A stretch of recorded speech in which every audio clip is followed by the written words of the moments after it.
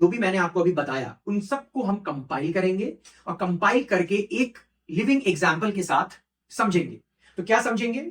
सबसे पहली चीज आप ये समझ लो कि आपका जो ब्रेन है एंड हाइपोथैलेमस एंड पिट्यूटरी, उसे आप स्विच समझो।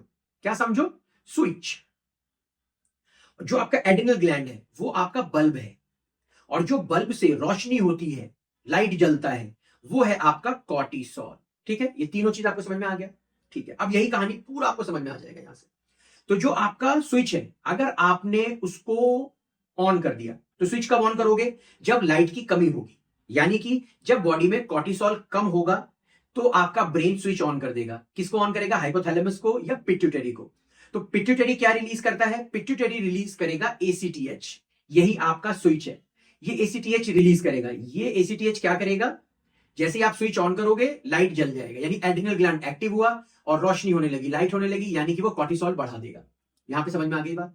अब प्राइमरी एड्रिनल इंसफिशिएंसी यानी एडिसन डिजीज में क्या होता है? स्विच आपका बिल्कुल सही है, लेकिन आपका बल्ब भी डैमेज हो गया है। तो ये कितना भी आप स्विच ऑन एंड ऑफ करते रहोगे, इससे कोई फायदा नहीं मिलने वाला। वो इसलिए क्योंकि आपका एड्रिनल ग्लैंड ही खराब है। तो यानी कि आप बटन दबा रहे हो, स्विच ऑन एंड ऑफ कर रहे हो, एसीटीएच आप रिलीज किए जा रहा है, पिट्यूटरी किए जा रहा है, किए जा रहा है, लेकिन उससे कोई फायदा नहीं, क्योंकि आपका तो बल्ब ही खराब है, तो लाइट तो जलेगी नहीं, कॉर्टिसोल तो रिलीज होगा ही नहीं। तो